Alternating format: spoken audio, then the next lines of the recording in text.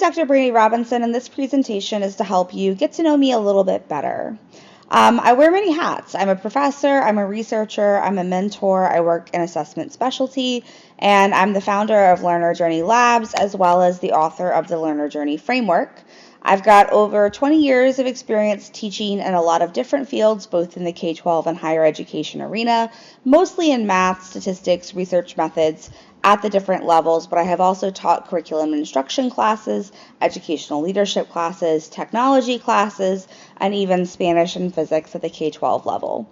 I have an Ed D in curriculum and instruction from Liberty University, where my dissertation focused on using technology to increase mathematics achievement.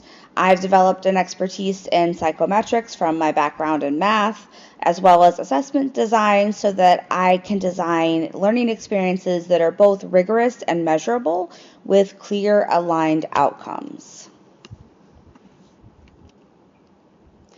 So a little bit about me is I'm the founder of Learner Journey Labs, and I authored a framework called the Learner Journey Framework, which I've done a lot of publishing and peer review, and I'm currently doing a lot of research in.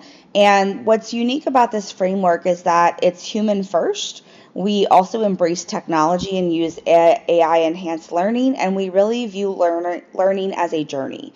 So a lot of the ways that I describe this to people is in the Learner Journey Framework and at Learner Journey Labs. This is where scholarship meets practice, where teaching and mentoring intersect, and where we really spend time looking at innovation, design, psychometrics, mapping of outcomes, and a lot of different aspects of what I find interesting as I've had my own journey. In the early years, I started out teaching math and statistics in the K-12 classroom and then eventually transitioned into higher education. As I got my doctorate, I really started to fall in love with research, and specifically research that links technology and student achievement, because my master's is also in curriculum and instruction. Today I wear a lot of those hats kind of all blended together because I blend teaching, research, and applied assessment into various aspects of my professional story. And I also tend to live at the center of innovation through the founding of Learner Journey Labs.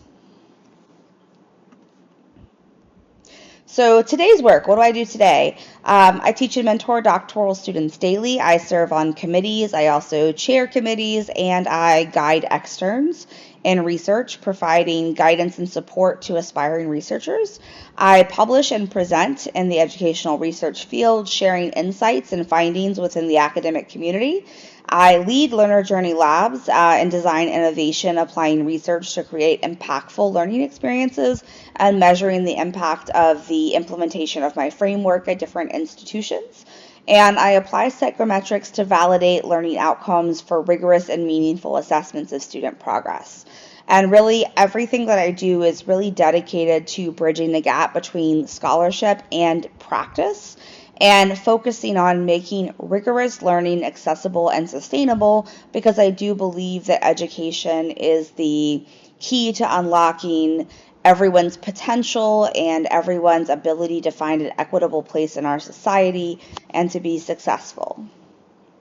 So I have several different research identities and roles that I serve in. Like I said, I serve as a mentor, so I support doctoral students as a quantitative methodologist, but I also serve as a qualitative dissertation chair within different institutions.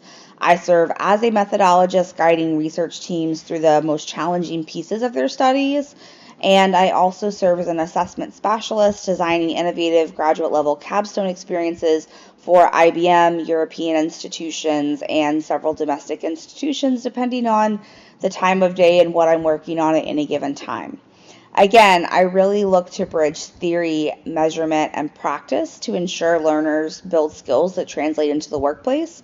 So what I'm working on at different times of the day could be something like mapping using my framework.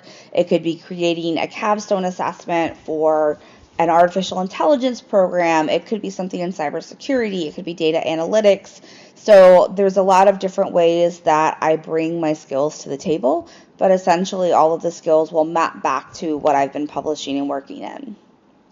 So my first major contribution to the field of research after several years of implementing it myself and refining it is the Learner Journey Framework. It's developed by me, and it's specifically to address gaps that I've seen in the classroom in both persistence and in academic achievement. And it updates and integrates a series of other theories like Bloom's taxonomy, Vygotsky, and cognitive sequencing into a practical model that translates all of that into persistence, equity, and belonging so that we can design courses and learning experiences that are a continuous journey for learners and that make all of the different levels accessible to learners. So I also heavily work in the artificial intelligence field. I build my own artificial intelligence. Learner Journey Labs has our own proprietary technology that integrates artificial intelligence with computer programming and algorithms and databases and data integrations. And so I kind of came into this conversation early on, looking at the outputs of AI just a couple of years ago, and kind of was a little bit of a skeptic because I found the outputs of AI to be fragmented and shallow. The content lacked the depth, and there was a lot of driving that the human had to do. And so I really spent time educating myself in artificial intelligence.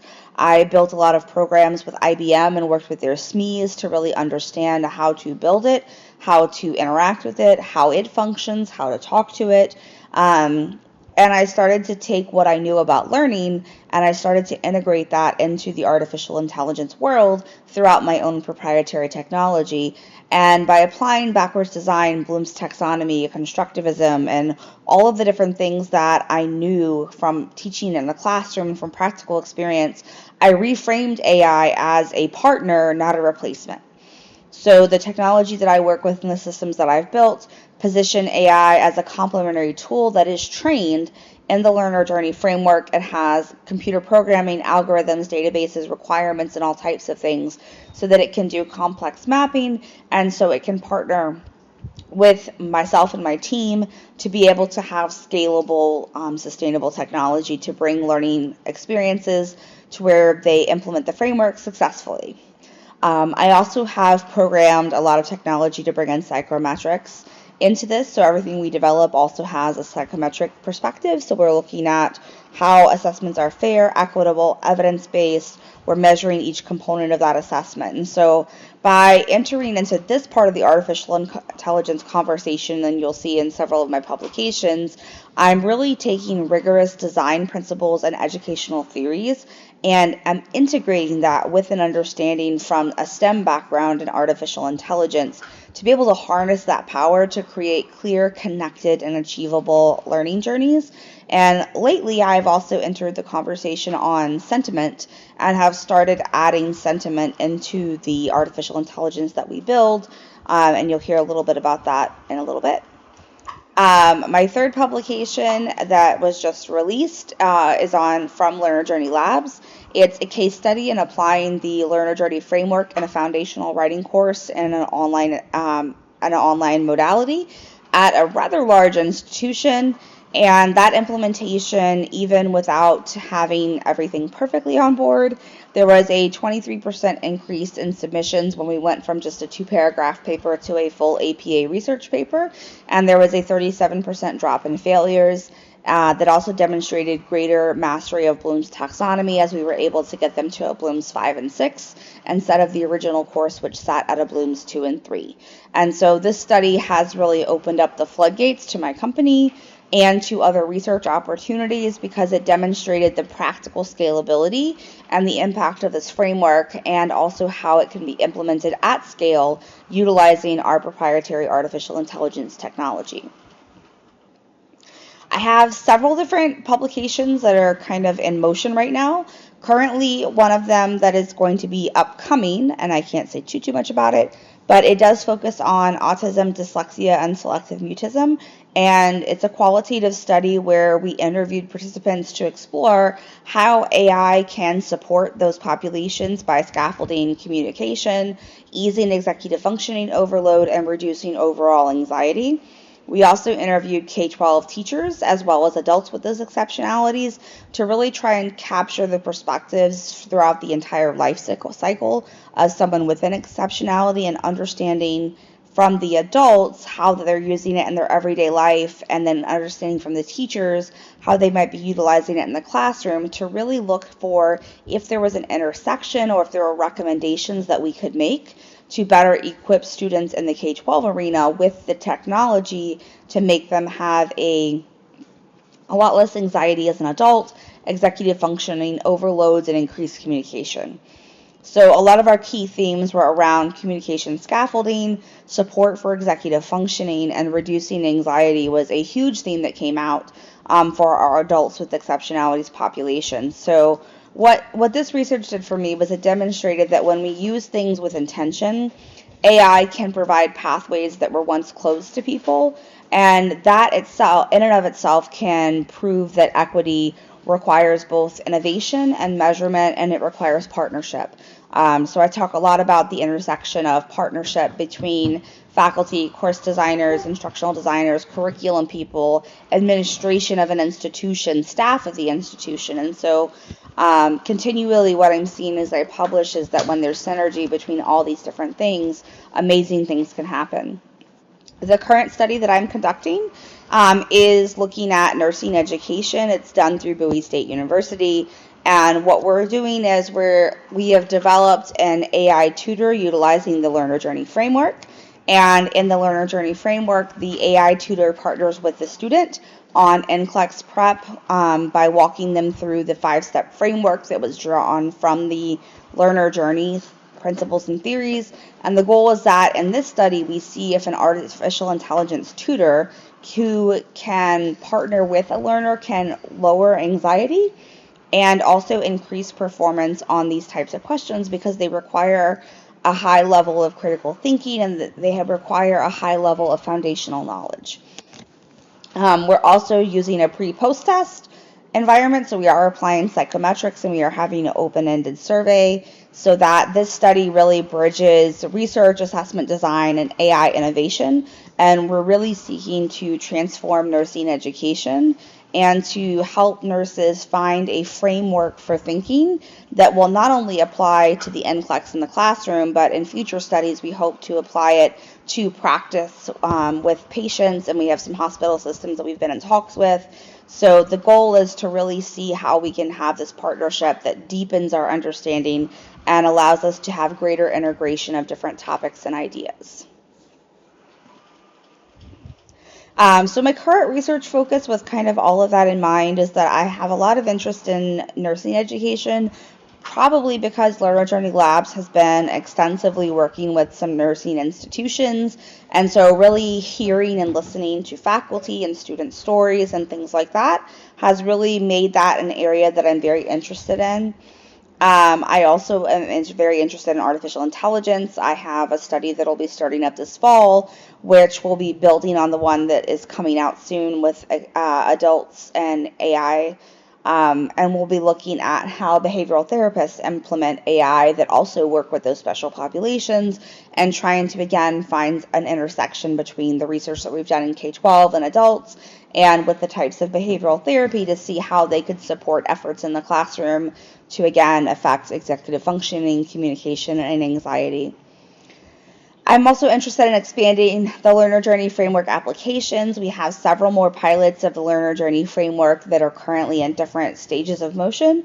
So I am hoping to also publish some results of those in the short term, but also to look at longitudinal studies where we're looking at things over time and not just a one-off implementation of it, so that we can really see gains across different programs and different times. And so I am looking at advancing research. I mentor externs in all of my studies just about, and I'm continuously looking for ways to be innovative and to use technology to drive accessible learning for everyone.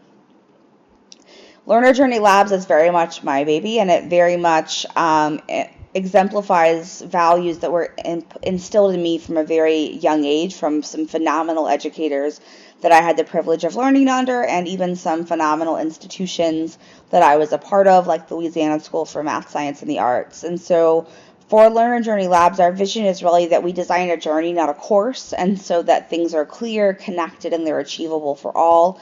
We highly value a sense of belonging, equity, and persistence, and that sits at the center of our approach, which is to challenge students while still building confidence and making sure that we have adequate support and scaffolded embedding in the course.